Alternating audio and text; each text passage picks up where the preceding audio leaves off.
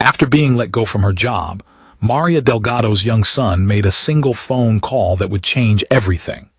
With just $40 in her purse and her 4-year-old Mateo sleeping in the backseat of a car that struggled to start in the cold, Maria faced an uncertain future. Only 3 hours earlier, she had been escorted from the Grand Whitfield estate in Greenwich, Connecticut, publicly branded a thief by those she had served coffee to for 6 years. She remained silent, her emotions in check, as she picked up her son's stuffed rabbit from the mudroom floor and exited through the servants' entrance for the last time. Unbeknownst to her, that morning, Mateo had stashed a business card in his tiny jacket pocket, a card with a phone number meant to stay within the family. Less than a day later, that small piece of paper would unravel an entire household. Welcome back to the channel, friends. I want to express my gratitude to everyone who continually returns for these stories. Your support means the world. Quick question before we begin. What city or country are you tuning in from tonight? I love seeing how far these stories reach. Now, settle in, because today's tale is one of the most poignant we've ever shared. It's about a mother who lost everything in a single afternoon, a little boy grappling with the meaning of being fired, and one phone call that forever altered the lives of an entire family. Maria Delgado was a rule follower, so when accused of breaking the one rule she held sacred, no one believed her, not even Richard Whitfield, who once considered her family. Have you ever faced punishment for something you didn't do? The most painful part isn't the punishment. It's that no one asks for your side. Keep that thought in mind as you follow Maria's journey. The Whitfield estate was situated at the end of a long gravel driveway, behind iron gates that opened only for vehicles worth more than most homes. Richard Whitfield had established a financial technology empire starting from a garage in Austin, Texas, and by the age of 42, his name graced magazine covers with titles like Visionary and Self-Made. Yet Richard was seldom home, always traveling to Singapore for deals, Zurich to meet investors, or stuck in airports rather than enjoying time in his own kitchen. That's where Maria stepped in. Maria had been part of the Whitfield household for 6 years, arriving from Guatemala with nothing but a suitcase and the determination that her son, Mateo, would have a safe upbringing. She began as a part-time housekeeper, eventually becoming the head of household operations through dedication and hard work, treating every room as if it were her own. Now, Mateo was a quiet, inquisitive 4-year-old with dark curls and large brown eyes, who had practically grown up playing in the estate's east wing while his mother dusted portraits of people he'd never meet. "Mama, why does Mr. Whitfield have so many rooms he never sleeps in?" Mateo once asked. Maria chuckled, explaining that some people collected houses like others collect seashells, beautiful but often empty. Richard barely recognized his housekeeper's son. However, there were rare mornings when he was home between flights, finding Mateo sitting cross-legged on the kitchen floor, building towers with cereal boxes. Once, he had knelt down, ruffled Mateo's hair, and said, "Building something big there, buddy." He pulled a business card from his pocket, scribbled his personal cell number on the back, a number even his board members didn't possess, and tucked it into Mateo's jacket pocket as a joke. "For emergencies," Richard smiled, already glancing at his watch. "If the tower ever falls down." Mateo, still unable to read, kept that card in his jacket for 3 months, and Maria was unaware it existed. Everything shifted on a November Tuesday morning when Diane Sinclair, the estate manager who directly reported to Richard's chief of staff, called an emergency meeting in the servants' hallway at 7:15 a.m. Her tone was clipped and controlled, the same as when she delivered bad news to someone defenseless. "A diamond bracelet is missing from the master suite," she announced, quickly correcting herself since there was no longer a Mrs. Whitfield after the divorce 2 years ago. It was in the safe in the dressing room. Security footage indicates the safe was accessed at 9:40 p.m. last night. Only 3 individuals had the code that night: Maria, Thomas Reyes, and myself. Maria's stomach sank before Diane even spoke her name. Maria Delgado, Thomas Reyes, and myself. Diane's gaze avoided Maria's face. Thomas was off-site with his family in Boston, confirmed. That leaves 2 names. Silence filled the hallway. 6 staff members stood frozen, avoiding eye contact with Maria. "I didn't touch that safe," Maria stated, her voice steady despite her trembling hands. "I was with my son at the doctor's office until 8. Ask the pediatrician. Ask anyone." "We'll be reviewing everything," Diane replied in a tone that suggested she had already made up her mind. "In the meantime, per company policy, you're suspended without pay, effective immediately, pending investigation." Suspended. The word landed like a physical blow. "Diane, I have worked here for 6 years. I've never—" "This isn't personal, Maria." Diane's eyes met hers for a brief moment, revealing a flicker of guilt that vanished just as quickly. "It's protocol."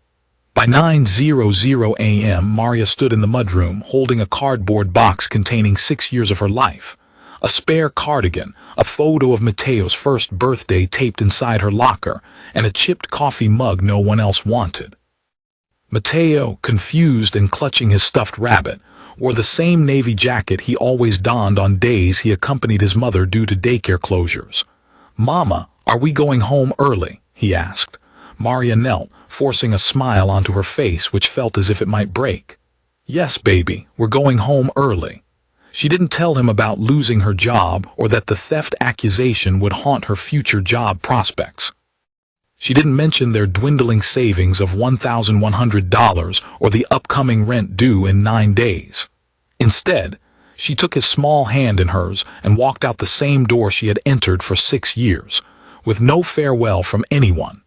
That night, in a cramped apartment with a distressed mother and a confused 4-year-old, an unexpected event would put the entire Whitfield household on alert. What would you do at 4 years old if all you understood was your mother's tears and your desire to fix it?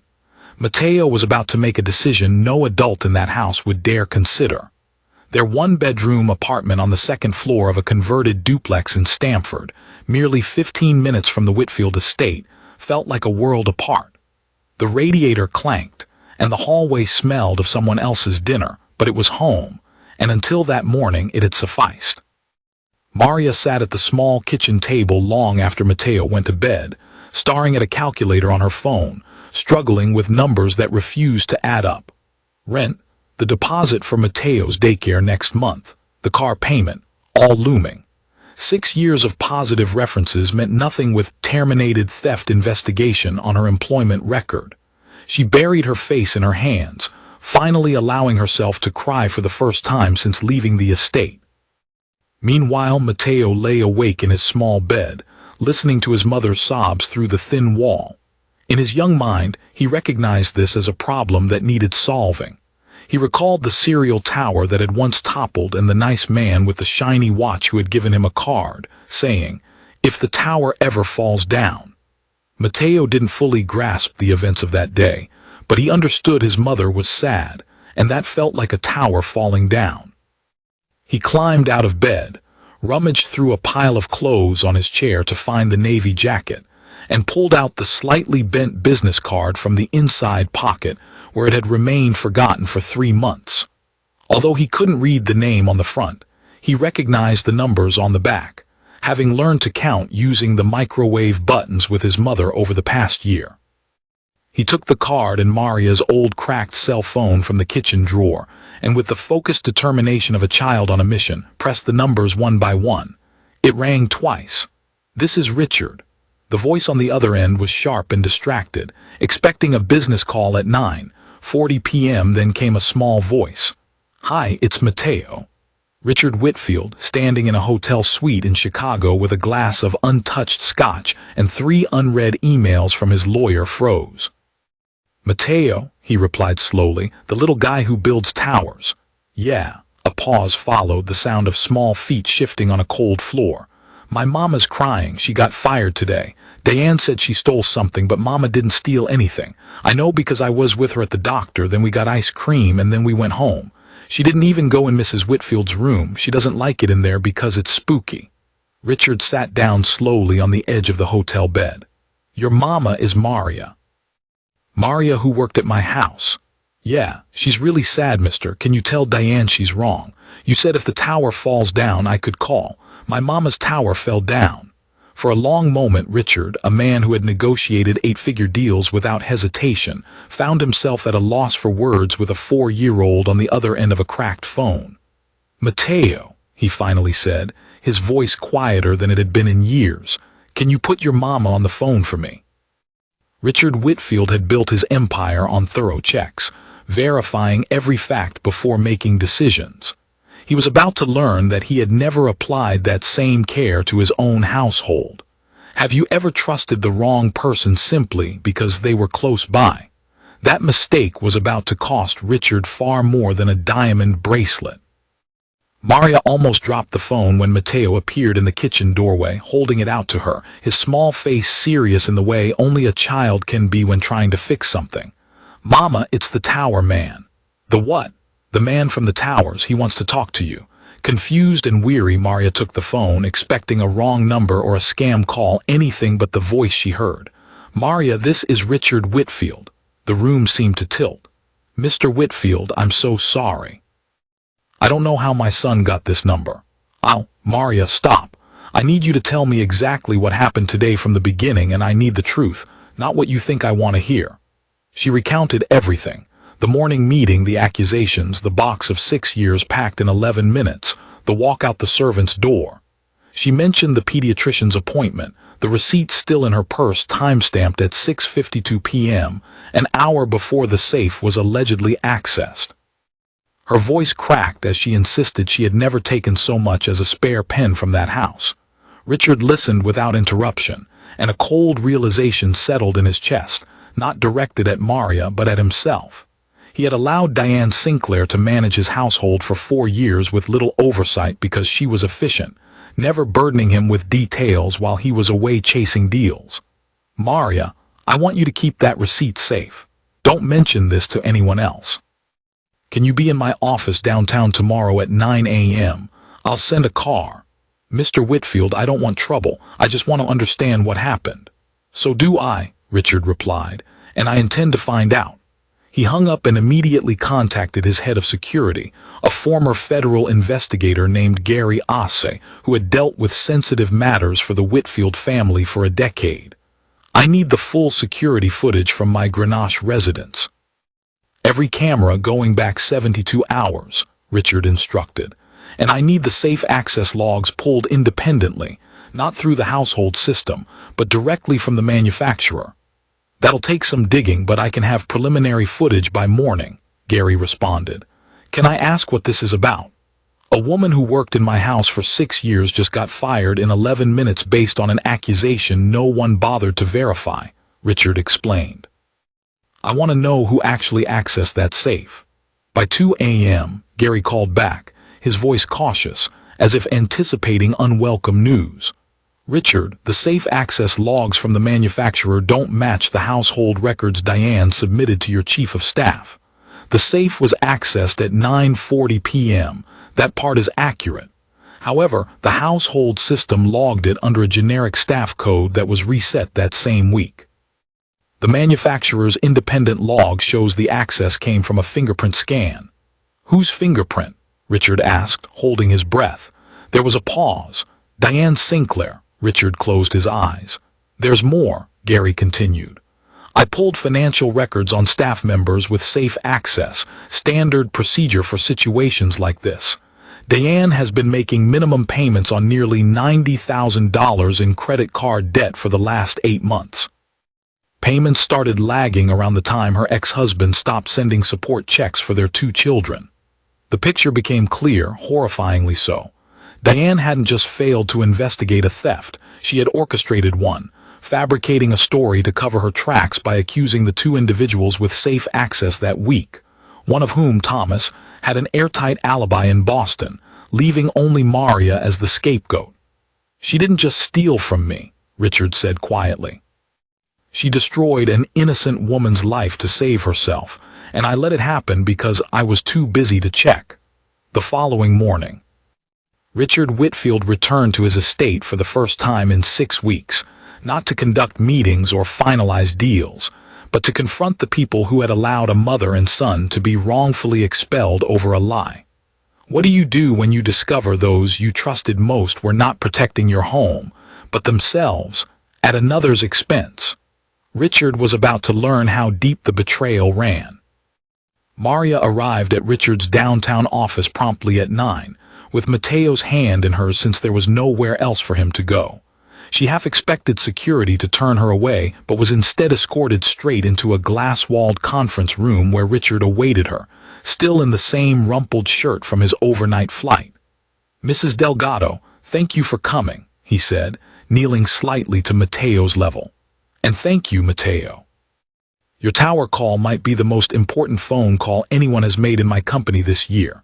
Mateo stared solemnly at him and asked, "Did you fix Mama's tower?" "I'm working on it, buddy, I promise." Richard laid out everything he had uncovered overnight: fingerprint logs, falsified household reports, and Diane's financial troubles. Maria sat in shock, her hand covering her mouth as 6 years of quiet dignity crumbled into disbelief. "She looked me in the eye," Maria whispered. "She let everyone think I was a thief." "I know," Richard replied. "I won't pretend an apology can fix that, but I will rectify what I can." At 11 a.m., Richard entered his Greenwich estate for the first time in 6 weeks, with Gary O'Shea beside him, holding a folder of evidence. He called an all-staff meeting in the same hallway where Maria had been dismissed. Diane Sinclair arrived, expecting to brief him on household budgets, but found him standing with arms crossed, an expression she had never seen before. "Diane, walk me through the bracelet incident yesterday." She recounted the same story she had shared with the staff: the safe, the 3 access codes, the elimination process. "That's interesting," Richard said, "because the independent log from the safe manufacturer, which cannot be altered by anyone inside this house, shows a fingerprint access at 9:40 p.m., not a code, a fingerprint. Want to guess whose fingerprint it was?" The color drained from Diane's face. "I can explain. You accused an innocent woman of theft to save yourself," Richard said, his voice low and controlled, more chilling than shouting. "You let her leave in front of her son with a box and a reputation you knew was a lie. Do you comprehend what you did to her?" Diane's composure shattered. "Richard, I have 2 kids. I was drowning. I made a mistake, just one, and I panicked. Maria worked for this family for 6 years without a single complaint, and the moment something went wrong, you sacrificed her in 11 minutes without a second thought. That's not panic, that's calculation." He turned to the other staff members gathered in the hallway, the same faces that had stood silent while Maria was dismissed. "I also want to know why 6 people stood here yesterday, watching an innocent woman be fired without anyone speaking up for her or calling me." Silence enveloped the room until a young staff member named Priya finally broke it, her voice trembling. "Diane told us that questioning the investigation would get us labeled as obstructing it. We were scared for our jobs, Mr. Whitfield. I'm sorry. We should have said something." Richard surveyed the hallway, realizing that fear had reigned in his home while he was elsewhere, pursuing deals and trusting a system he never bothered to verify. "Diane, you are terminated effective immediately, and I will be discussing the legal implications of this. Anyone who actively assisted in falsifying records will also be terminated. For those who stayed silent out of fear, I understand, but this house will operate differently from today onward." By that afternoon, 3 more names were added to the termination list: a household accountant who assisted Diane in rerouting expense reports to cover her debts, and 2 staff members who had known about the fingerprint scan but remained silent when questioned. In total, Richard dismissed 5 individuals that day, dismantling a household structure that had long gone unchecked. Justice was served, yet Richard understood that firing 5 people wouldn't undo what one 4-year-old boy had set in motion with a single phone call. What does it take to make things right after someone's life has been unraveled by a lie? Richard was about to realize that the answer was more expansive than he anticipated, just as the boy who made it all happen was. That evening, Richard chose not to return to his office. Instead, he actually drove himself without a chauffeur for the first time in years, to the modest duplex in Stamford where Maria and Mateo were at their kitchen table, eating grilled cheese sandwiches, the only meal Maria had the energy to prepare. He knocked on the door himself. "Mr. Whitfield." Maria opened the door, stunned. "Is everything? Everything's fine. Better than fine, actually. Can I come in for a moment?" He sat at their small kitchen table, which could fit inside one of his Greenwich Estates bathrooms, and shared everything. Diane's termination, the falsified records, the 3 others let go. He told her how the pediatrician's receipt had perfectly matched the timestamps, confirming her story from the start.